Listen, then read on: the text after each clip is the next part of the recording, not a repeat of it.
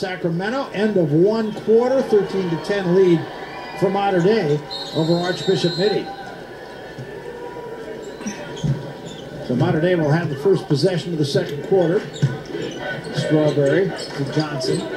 Johnson had 8 points in that first quarter. Only 2 guys have scored. Yeah, that's right. For Mater Dei at least, and then 3 on the other side for Archbishop Mitty. So far, both Johnson and Gordon was advertised. Johnson that time a contested 3, and Gordon pulls down a rebound. It's his 5th rebound. And Gordon just going one-on-one here. The floating with the right hand, and we're going to get a grab foul. He's a load. Yeah, he is. I mean, you just see the way he handles himself, especially with the ball. It never seems like he's in a rush. Very poised. Can put it on the deck and make things happen.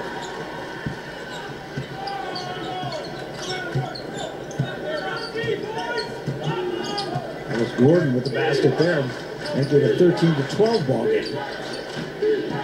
Strawberry comes behind a Johnson screen. Now Tisdale swing this one around for James McGee. And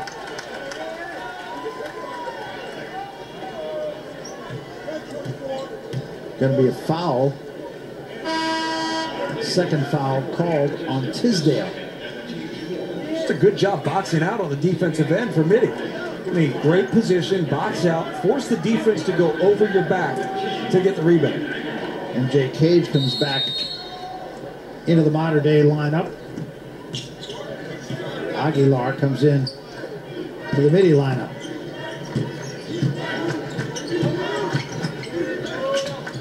This is Aguilar.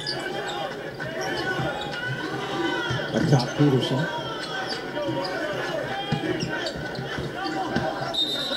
You can see Gordon really draw a crowd, and he stepped on the end line that time. Yeah, drew a crowd, but the issue was spacing. That time, Mitty came down the court, had no spacing. You see just way too much congestion in here, nowhere for him to go, steps out of bounds. But if you're Mitty, you got to space the floor better. That's the only way you can keep from having 2 people cover your star on Aaron Gordon. A little space for Strawberry, and outlet pass to McGee, and he misses for the second time. Gordon with another rebound. It's the right shot, though. You got to look to pull that again. If you get open, pull it. Gordon just blew by his AAU teammate Johnson, but then took the extra step. It's almost a nice play. Yeah, very close to it. Almost a nice play. But you can see the upside. Very impressed with this young man. Mitty has turned it over 7 times now. Strawberry to Johnson. Gordon now working on Johnson. And Johnson takes them all the way to the basket, scores. That's what it's going to take.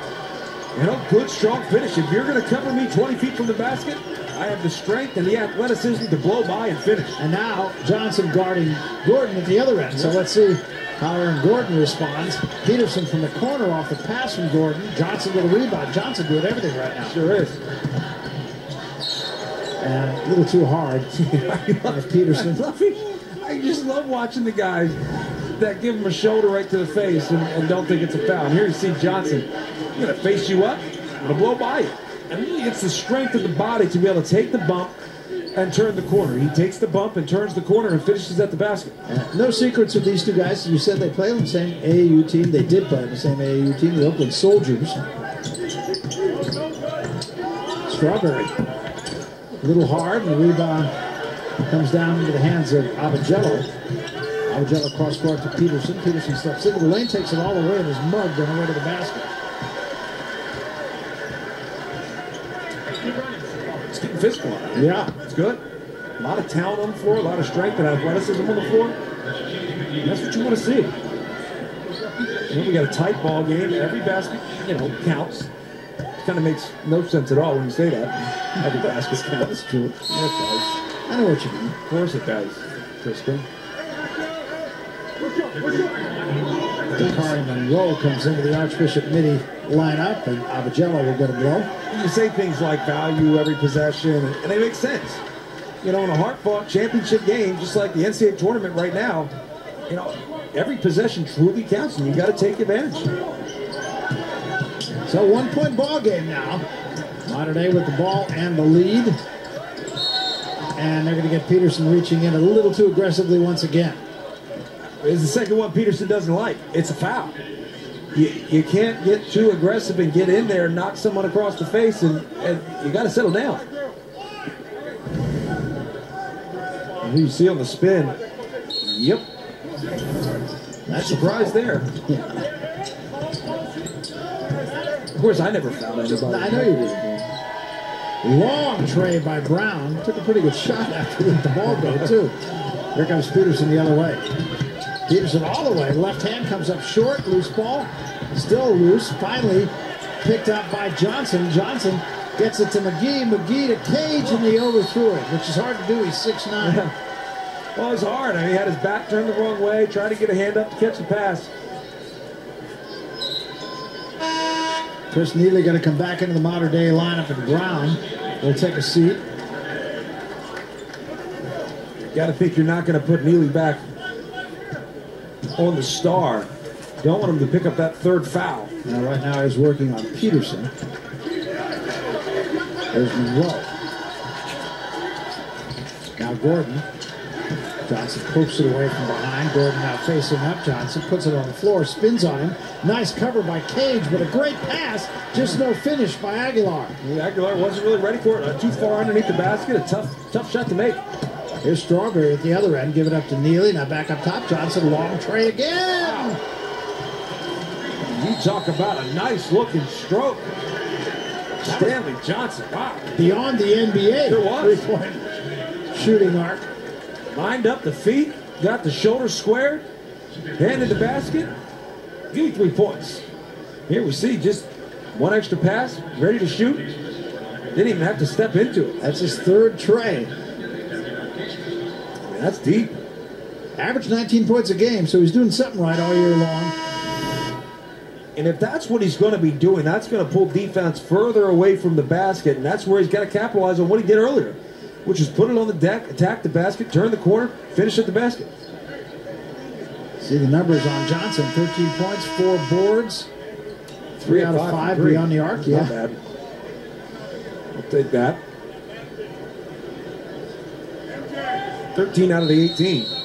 That's pretty good. Once again, Elijah Brown's the only other modern-day player to score.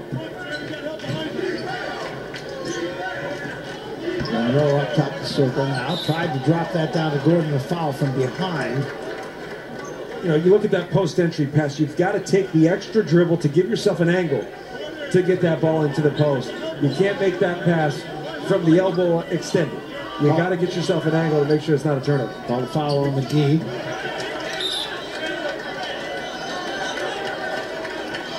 And I got to say, We'll talk it over. Yeah, one official saw it one way, one saw it another way. Now we'll see. If this is college basketball, they go to the monitor, talk about it, spend about 13 minutes, and then probably call the obvious one. That's true.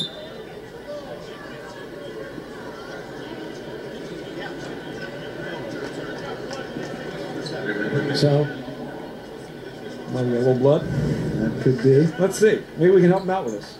No, we can't. There's a head in the way.